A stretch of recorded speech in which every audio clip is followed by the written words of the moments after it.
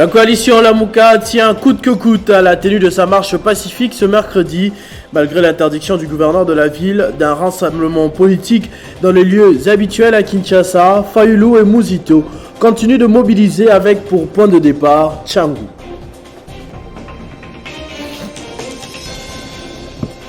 L'armée au Mali, les autorités de transition restent dans l'optique d'un possible report des élections, le temps de mener des réformes nécessaires. C'est une approche constatée à l'issue des négociations pour la mise en place d'un organe unique pour l'organisation des élections. En sport, le championnat national de football s'est poursuivi le week-end avec plusieurs rencontres au programme. À Lubumbashi, le tout-puissant Mazembe a surclassé Sa Majesté Senga Balende. Maniema s'est débarrassé de l'AC Kouya. Mesdames et messieurs, bonjour. Après la tentative de la semaine dernière, Martin Fayulu et Adolphe Muzito ont de nouveau appelé la population à prendre part à une marche pacifique ce 29 septembre sur toute l'étendue du pays. Une marche pas interdite comme la fois dernière, mais limitée dans l'espace par le gouverneur de la ville. Une décision que ces deux leaders de l'aile dure de l'opposition depuis 2019 rejettent catégoriquement.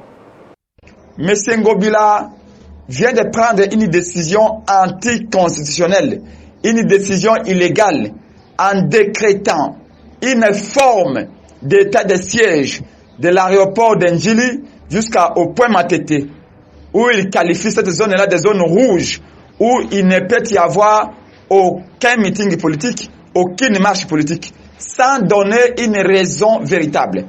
Pour nous, c'est une décision politique. Nous disons, nul n'est au-dessus de la loi. On a vu hier à Kinshasa, M. Francis Balabala, député provincial de l'IDPS, organiser une marche hier le 25 septembre à partir de la Tchangou. On a vu le lundi passé les militantes et militaires de l'Union sacrée, de l'IDPS, marcher depuis la Tchangou jusqu'au niveau du palais du peuple. Ngobila a laissé faire. Seulement quand il apprend que la Mouka a une marche pour ce mercredi, Ngobila invente une raison. La Mouka maintient sa marche pour ce mercredi 29 septembre, mais la Mouka appelle M. Ngobila à se conformer à la Constitution. Nous avons fait notre part, on l'a saisi depuis le 17 septembre. Ngobila, de son côté, affirme qu'il ne s'agit pas d'une décision politique, mais d'une obligation sécuritaire pour protéger la population. Le tronçon compris entre le pont Matete et l'aéroport international de Ndjili est le seul qui puisse permettre les Kinois de quitter la ville par avion. Il nécessite donc une fluidité routière constante sur cette partie du boulevard Lumumba. Depuis un certain moment, nous avons observé des politiciens et surtout en mal de positionnement, qui organisent des marches uniquement dans la partie est de notre ville, notamment le district de la Tchangou. Alors, qu'est-ce qui se passe quand il y a des marches? Dans cette ville, la seule voie qui mène vers l'aéroport, bien évidemment, c'est l'avenue Lumumba. Pour atteindre l'aéroport, tout le monde est censé passer sur cette voie-là.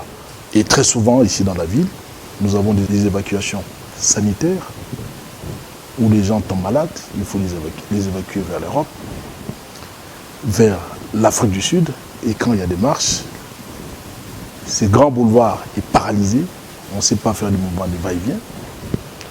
Nous avons dans notre pays la chance d'avoir un président plutôt, qui est devenu président de l'Union africaine. C'est une fierté pour nous. Tout récemment, le 15 septembre dernier, ça fait 10 jours à peu près, qu'un ambassadeur de l'Union africaine qui a été caillassé, toujours sur cette voie. Du côté de Massina, quartier 3, vous avez des jeunes qui ont été instrumentalisés, à qui on a remis des machettes, à qui on a remis des drogues pour perturber l'ordre public. Nous avons des renseignements sûrs qui prouvent à suffisance que cette zone est suffisamment instrumentalisée pour créer des désordres, pour troubler l'ordre public, pour assurer la fluidité sur cette route et sécuriser en même temps, garantir l'ordre public. Christophe Mbosso était en meeting ce dimanche au stade municipal de Massina dans le but de soutenir les institutions et faire comprendre à la population les raisons de l'état des sièges décrété par le président de la République dans les provinces du Nord Kivu et de l'Ituri. Dans des termes à peine voilés, le président de l'Assemblée nationale a appelé la population à ne pas respecter le mot d'ordre de la coalition Lamuka, à savoir prendre part à sa marche pacifique. Devant une foule immense ce dimanche 26 septembre au stade municipal de Massina, le président de l'Assemblée nationale et autorité morale de la Convention pour la République et la démocratie, Christophe Mbosso Nkodia, a appelé tout le monde, jeunes et vieux, de toutes tendances confondues, à pratiquer la paix, rien que la paix. Au cours de ce meeting pour la paix et le soutien aux institutions du pays, Christophe Mbosso Nkodia veut que la paix soit rétablie sur toute l'étendue du territoire national, tout en saluant les efforts déployés par le chef de l'État Félix-Antoine Tshisekedi Tshilombo afin de restaurer la paix dans l'est de la République démocratique du Congo, confronté par des guerres des groupes armés. Pour Christophe Mbosso Nkodia, le peuple d'abord veut dire que la paix doit régner partout, en commençant par Kinshasa, la capitale. À l'est, les femmes et hommes pleurent presque chaque jour. Cette situation nous inquiète, indique Christophe Mbosso Nkodia. Tous unis, faisons l'effort et prions pour la paix à l'Est. C'est pourquoi la paix doit commencer par Kinshasa. En aucun jour, je ne vous demanderai de sortir dans la rue pour vous demander de marcher pour avoir le pouvoir. Le pouvoir vient de Dieu, ajoute Christophe Mbosso Nkodia. S'adressant aux jeunes, Christophe Mbosso Nkodia leur demande de ne pas céder à toute tentation et à toute sollicitation de la part des politiciens en manque de positionnement. Le président de l'Assemblée nationale a rappelé qu'à Kinshasa, il y a eu beaucoup de décès à cause des marches des politiciens. Seules les familles perdent, les organisateurs ne perdent jamais. C'est-il indigne? Pour Christophe Mbosso Nkodia, c'est la haine et la mauvaise foi qui poussent certains politiciens à envoyer les jeunes démarcher dans la rue. Entre-temps, dans la province de l'Ituri, les affrontements entre l'armée et les miliciens près de Komanda ont provoqué le déplacement de plusieurs personnes qui croyaient à une attaque des ADF. D'après l'armée, il y a bel et bien eu incursion des miliciens FPIC qui ont incendié un véhicule sur la route avant que les forces loyalistes ne reprennent les choses en main et neutralisent près d'une dizaine de miliciens. Le président de la société civile de Komanda a affirmé à Actualité.cd ce matin que le calme s'observe déjà et que la population est en train de regagner petit à petit les lieux. Et juste après, Télé 50 a joint par la voix de Jonathan Tshombo, le gouverneur militaire de cette province, pour plus de précision. Oui, vendredi soir, nous avions beaucoup de véhicules qui étaient stationnés, surtout des gros camions qui étaient stationnés à Komanda. Et alors, il y a eu un groupe d'individus, n'est-ce pas, notamment les ADF et les Kinyakilima, qui ont voulu s'attaquer à ces véhicules-là des commerçants qui allaient à Luna. Et heureusement, nos forces les ont repoussés et voilà, le calme était revenu. Le samedi matin, nous avons donc fait notre travail, escorté tous ces gros véhicules, plus de 116 gros camions et des voitures, nous les avons escortés jusqu'à Luna où ils allaient, parce qu'ils vont à Beni. Et de Luna, nous avons repris encore le même travail pour des véhicules qui sont traités le dimanche hier. Et donc, Komanda était calme et le samedi et le dimanche. Mais malheureusement, tous ces bandits-là, qui sont cette fois-ci la plupart composés des enfants, originaires de Komanda, sont allés s'attaquer à un village qu'on appelle Makayanga. C'est 5 kilomètres de Komanda. Ils sont allés s'attaquer à ce village et nos hommes sont allés là-bas, ils les ont délogés et en ont attrapé quelques-uns. Donc je crois qu'ils sont au moins un nombre de 20 et ils en ont aussi neutralisé. Et donc voilà un peu la situation. Donc malheureusement, il y a leur chef politique sur les réseaux et qui était en train de donner des fausses nouvelles selon lesquelles Komanda avait été pris. Komanda n'a jamais été pris. 42e journée mondiale du tourisme ce lundi, journée célébrée sous le thème Tourisme et croissance inclusive. Quel est l'état des lieux de l'industrie du tourisme qui pourrait être un levier important pour la lutte contre le chômage et la pauvreté en République démocratique du Congo? Et quelles seraient les meilleures alternatives pour faire du tourisme un vecteur de croissance inclusive au regard de la double crise sécuritaire et sanitaire que vit notre pays? Une question qui sera suffisamment posée autour de cette journée.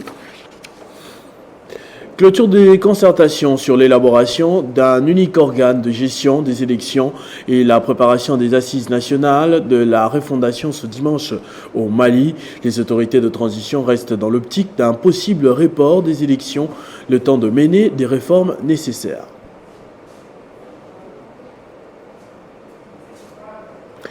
Réuni comme un seul homme, le peuple tunisien était descendu ce dimanche dans les rues pour manifester contre le rétablissement du Parlement. Cette manifestation s'est déroulée sans aucun incident majeur d'après les médias locaux et la police. En sport, le championnat national de football s'est poursuivi le week-end avec plusieurs rencontres au programme. À Lubumbashi, le tout-puissant Mazembe a surclassé Sa Majesté Sama Balende. Maniema Union s'est débarrassé de l'AC Kouya. On parlera également des éliminatoires de la Coupe du Monde Dames U20 dans ce panorama sportif avec Christian Boukaya qui va me rejoindre déjà de l'autre côté du plateau. Bonjour et bienvenue Christian. Bonjour Christopher Ochokoum, bonjour à toutes et à tous. Voilà, comme je le disais tout à l'heure, Mazembe entre en fanfare et Maniema Union tient son rang. Oui, les Corbeaux de Lubumbashi ont surclassé les Anges et les Sangs de Mbujimaï sur le score de 4-0. Une rentrée réussie pour les champions en titre. Les 4 réalisations de Mazembe portent justement les signatures de Jean Balek Otos à la 14e minute. Ranford Kalaba à la 68e minute, Mouapé a marqué le 3e but de Corbeau à la 86e minute. Et puis Saman Peko va justement clôturer ce festin en marquant à la 90e minute de la partie à Kinshasa. Comme on peut voir justement sur ces images, le vice-champion l'AS Maniema Union de Kindu a tenu son rang en se débarrassant de l'AC Kouya, club promu à l'élite cette saison après un match amplement disputé. C'est au bout du suspense que Rodrigue Chitemaï va délivrer justement Maniema Union en inscrivant le but salvateur sur Tau à la 90e minute de jeu, plutôt au temps additionnel sur penalty. Et puis voilà, là on est en train de voir le penalty qui a été transformé par Rodrigue Chitemaï à Lubumbashi. Lupopo a battu l'US Panda sur le score de 2-1. On va justement voir sur ces tableaux qui s'affichent une deuxième sortie réussie pour les cheminots. Puis Don Bosco a pris le dessus sur Lubumbashi Sport en le battant sur le score de 2-1. Et puis voilà, d'autres rencontres sont là. Et puis la grande surprise du week-end, c'est bien sûr la défaite du Daring Club Motema Pembe face à la formation du FC Blessing DSMP a été battue sur le score d'1-0. Christopher Ochokoum. Éliminatoire mondial 2022, Dames, U20, la RDC humiliée par le Cameroun. Les Léopards dames ont été déculottés par les Lions indomptables du Cameroun au stade de Martyrs de la Pentecôte. C'était bien sûr samedi au match comptant pour le deuxième tour des éliminatoires de la Coupe du Monde Costa Rica Dames U20. Les 4 buts du Cameroun sont bien sûr les œuvres de Jennifer Aboud, Lamine Mana, Brenda Tade et Toutina Nganemben. La RDC est visiblement déséquilibrée avant de disputer la manche retour qui aura bien sûr lieu à Yaoundé au Cameroun. Le contraire m'aurait surpris, Christian, vous avez également fait une sélection de ce qui s'est passé dans quelques championnats en Europe, comme je le vois derrière vous. D'abord en première ligue anglaise où le week-end a été surprenant. D'abord Manchester City avec Pep Guardiola ont réussi de se débarrasser de Chelsea de Thomas Tuchel après plusieurs humiliations. L'unique but de ce match a été marqué par Gabriel Jesus à la 53e minute de la partie. Le même samedi, Manchester United de Cristiano Ronaldo a perdu à domicile, comme on peut justement voir sur ces images face à Aston Villa. Cette rencontre s'est jouée sur les fils puisqu'Aston Villa a marqué à la 88e minute de la partie.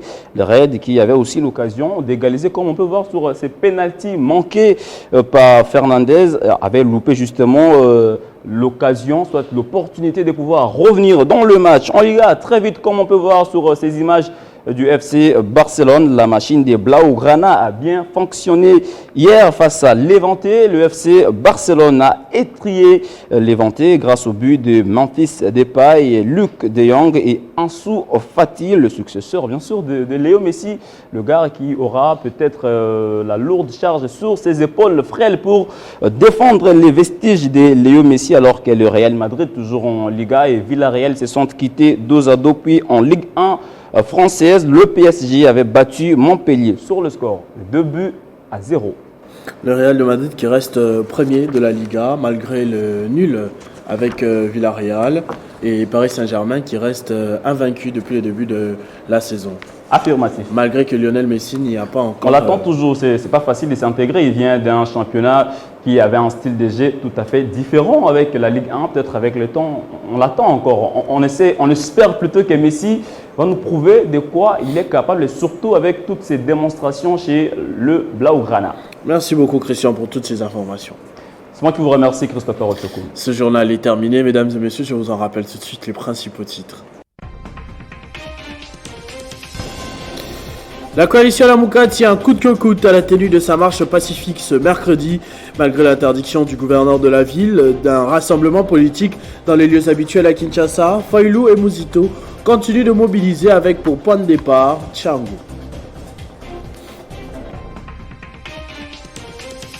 Au Mali, les autorités de transition restent dans l'optique d'un possible report des élections, le temps de mener des réformes nécessaires. C'est une approche constatée à l'issue des négociations pour la mise en place d'un organe unique pour l'organisation des élections. En sport, vous l'avez suivi il y a quelques secondes, le championnat national de football s'est poursuivi le week-end avec plusieurs rencontres au programme. À Lubumbashi, le tout-puissant Mazembe a surclassé Sa Majesté Sangabalende pendant que Maniema Union s'est débarrassé de l'AC Kouya.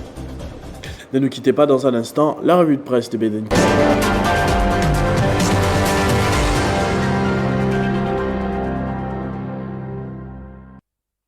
Oui, ce sera avec Bédrine Kenge qui va me rejoindre de l'autre côté du plateau.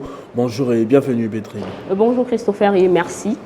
À la une de votre revue de presse, les journaux et sites parus ce lundi reviennent sur la position du président de la République face à la controverse autour de la désignation du président de la CENI. Oui, Christopher, vous vous rappelez, la SENCO et l'ECC qui n'étaient pas d'accord sur le choix opéré par les 6 autres confessions religieuses avaient sollicité une audience auprès du président de la République pour un arbitrage. Mais le chef de l'État, Félix Tshisekedi, a d'après la prospérité refusé de s'ingérer dans ce dossier et il a plutôt renvoyé la balle aux confessions religieuses et à l'Assemblée nationale pour mettre fin au retard dans la désignation du nouveau président de la CENI.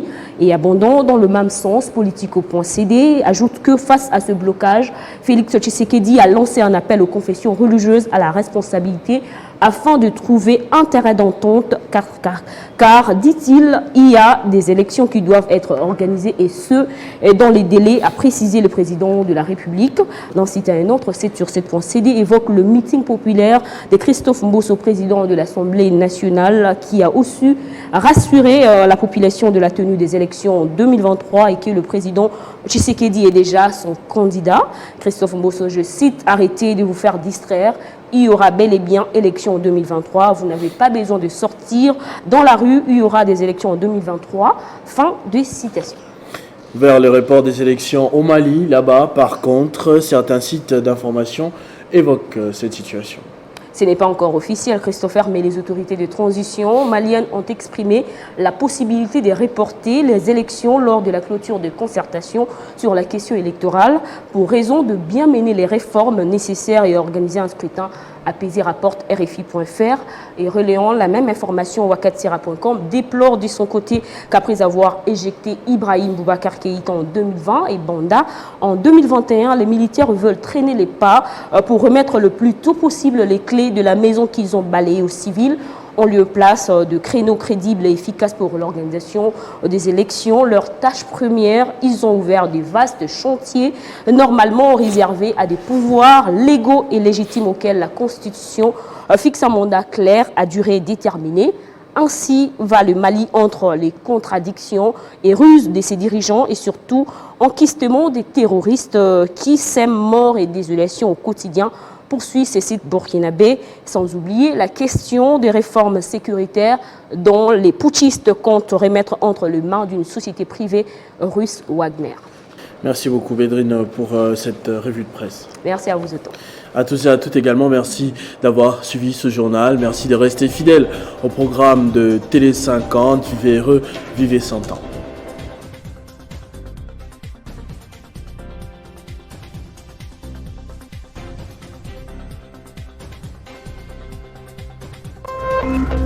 Téléchargez les infos Télé 50 sur www.télé50.cd.